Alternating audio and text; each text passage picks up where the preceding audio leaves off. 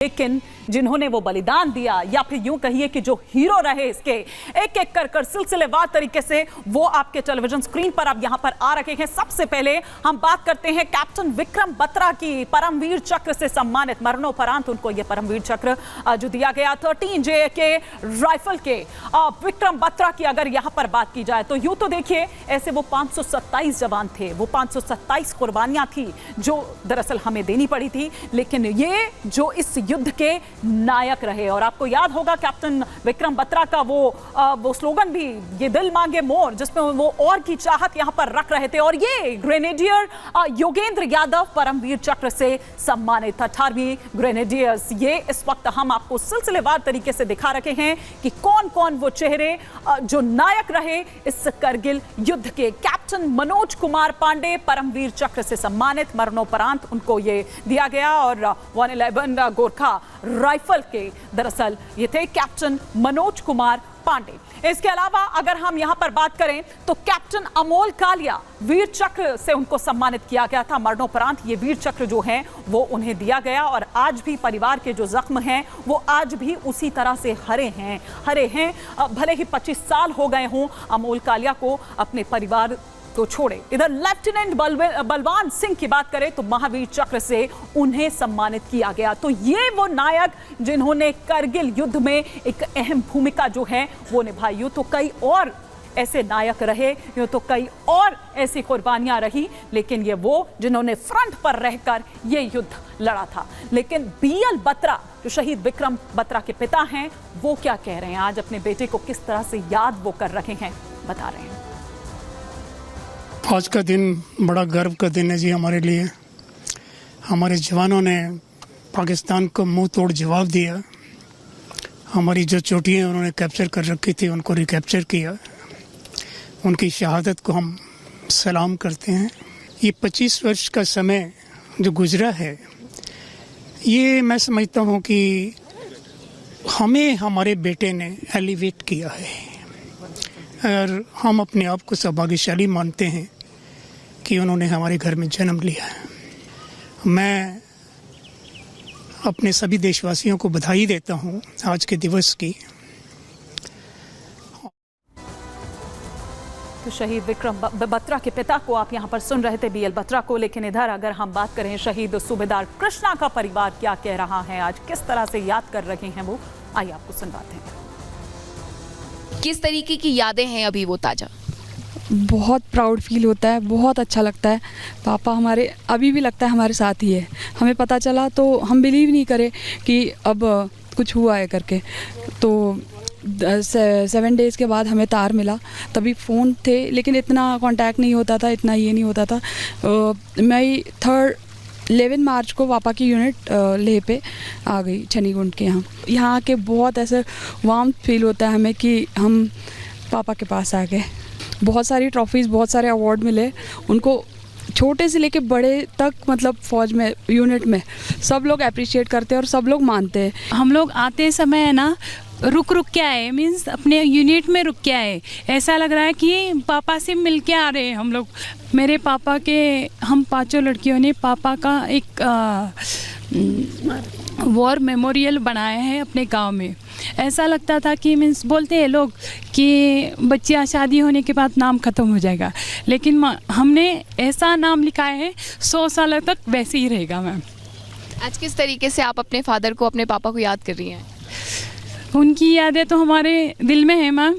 और हमने पापा का मीन्स पूरा सब लेटर जो लिखे थे पापा के, पूरे सब अभी तक है।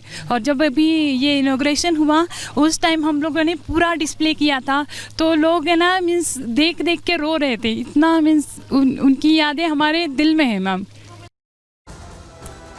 तो भले ही 25 बरस इस बात को हो गए हों, लेकिन आज भी जब कोई जिक्र छेड़ता है तो आंखें नम हो जाती है। लेकिन क्या थी करगिल की वो कहानी, वो कहानी सिलसिलेवार तरीके से हम आपको सुना रहे हैं, बता रहे हैं। 1999 का वो साल था जब भारत की सीमा में घुसपैठ हुई थी। जी हाँ, भारत की सीमा में ये घुसपैठ होती है और ये एक अप्रत्याशित, आप ये कहिए कि चुनौती। दरअसल यहाँ पर जो चैलेंजेस थे वो दरअसल थे उत्तरी कश्मीर में। पाकिस्तानी सेना और आतंकी घुस आए थे यहाँ पर, इन्होंने घुसपैठ कर ली थी और ऊंची ऊंची चोटियों पर, अलग अलग चोटियों, उन चोटियों को जिन चोटियों का नाम भी उस वक्त तक किसी ने नहीं सुना था। आज तो आप जरूर करगिल, चूंकि करगिल जब भी आप गूगल करेंगे तो वो तमाम चोटियां आपको दिख जाएंगी, वो रणनीतिक चोटियां, किस तरह से उनको वापस कब्जा किया। लेकिन आतंकियों ने किस तरह से भारतीय जवानों ने लोहा लिया इन आतंकियों से, और वीर भारतीय सैनिकों ने प्राण न्योछावर तक अपने कर दिए उनसे लोहा लेते हुए। करगिल में भारत ने पाकिस्तानी आतंकियों को खदेड़ डाला वहां से। ये ठीक है कि 2 दिन शुरुआत के जरूर हावी रहे, लेकिन फिर उसके बाद किस तरह से रणनीति बदली गई। 26 जुलाई 1999 को भारत ने करगिल युद्ध जीत लिया। 80 दिनों तक ये पूरा जो युद्ध है वो चला था और आज का दिन करगिल विजय दिवस के तौर पर मनाते हैं। और किस तरह से भारत ने पाकिस्तान पर, आतंकिस्तान पर ये जीत हासिल की, तो आप ये देखिए कि किस तरह से ये पूरी करगिल की कहानी जो हम आपको बता रहे हैं सिलसिलेवार तरीके से, आज इस जीत को पूरे 25 साल हो गए हैं और उनको याद कर रखे हैं। आज भी उनको याद कर आपने देखा कि उनके घर वालों की आंखें, परिवार वालों की आंखें किस तरह से नम हो जाती है। इसे ऑपरेशन विजय नाम दिया गया था। ये जो ऑपरेशन दरअसल चलाया गया उसे ऑपरेशन विजय नाम दिया गया। भारतीय सेना के 527 सैनिक जिन्होंने बलिदान दिया, जिन्होंने अपने अदम्य साहस का परिचय दिया, जिन्होंने अपने प्राणों की आहुति दी और करगिल के शहीदों ने बहादुरी से ये लड़ाई लड़ी। वो नायक, उनका जिक्र भी हम यहाँ पर कर रहे थे थोड़ी देर पहले। वो तमाम चेहरे आपने देखे, वो नायक आपने देखे। पाकिस्तानी आतंकियों को सीमा से खदेड़ डाला गया था क्योंकि इंस्ट्रक्शंस दे दिए गए थे कि किसी भी कीमत पर आपको यहाँ जो ये नेशनल हाईवे 1A है उसकी आपको रक्षा करनी है। ये इंस्ट्रक्शंस दिए गए थे। आगे बढ़ते हैं और ये तस्वीरें, ये दिल्ली की तस्वीरें हम आपको दिखा रहे हैं। दिल्ली वॉर मेमोरियल की तस्वीरें जहां पर रक्षा मंत्री राजनाथ सिंह श्रद्धांजलि देने के लिए पहुंचते हैं। तो ये तस्वीरें दिल्ली की।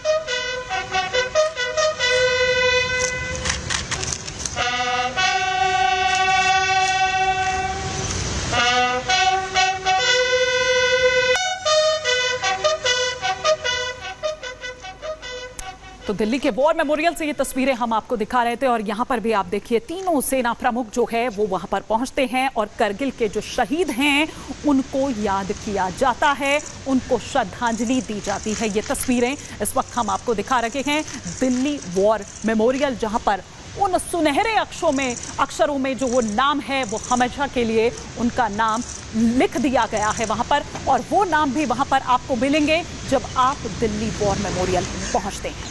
ये तस्वीरें दिल्ली, और इस वक्त तस्वीरें जो हम आपको दिखा रहे थे दिल्ली से, लेकिन कैप्टन मनोज कालिया की अगर बात करें तो शहीद कैप्टन मनोज कालिया का गांव, वहां से हम एक रिपोर्ट दिखा रहे हैं। उनका गांव क्या कह रहा है, उनके परिवार वाले क्या कह रहे हैं। सौरभ वन विहार में कारगिल वॉर सीन को पूरी तरह से यहाँ पे बनाया गया है कि किस तरह से जब कारगिल युद्ध छिड़ता है और जिस दौरान हमारे जवान जो है देश के लिए कुर्बान हो जाते हैं, शहीद हो जाते हैं, तो यहाँ पे स्टैचू के जरिए यहाँ पे पूरे इस वॉर सीन को दर्शाया गया है कि जब 1999 की ये बात होती है, देश की 2 महत्वपूर्ण चोटियाँ होती है जिसमें पाकिस्तान का कब्जा होता है, पाकिस्तानी घुसपैठी लगातार गोलीबारी कर रहे होते हैं। ऐसे में हमारे वीर जवान किस तरह से वहाँ पे पहुंचते हैं, उन दोनों चोटियों को पाकिस्तान के कब्जे से मुक्त करवाते हैं और इसमें कई ऐसे जवान होते हैं शहीद भी हो जाते हैं। तो बेसिकली देखिए इस पूरे वन विहार में उसी को दर्शाया गया है, स्टैचूज के माध्यम से दर्शाया गया है। यहाँ पे देखिए आपको स्निपर्स भी नजर आ रहे होंगे, हमारे जवान भी नजर आ रहे होंगे, लेकिन और अगर हम आगे चल करके आपको तस्वीरें दिखाएंगे तो देखिए किस तरह से यहाँ पे दुश्मनों को भी दिखाया गया है कि हमारा जवान जो है वो किस तरह से दुश्मनों को मार रहा है, दुश्मन जो है किस तरह से बंदूक ताने हमारे जवानों के सामने खड़ा हो जाता है, लेकिन हमारे जवान जो है वो डरते नहीं है क्योंकि देश के लिए कुछ कर गुजरने का जोश इस तरह से था कि वो दुश्मनों के छक्के छुड़ा देते हैं, पसीने छूट जाते हैं हमारे जवानों को देख करके।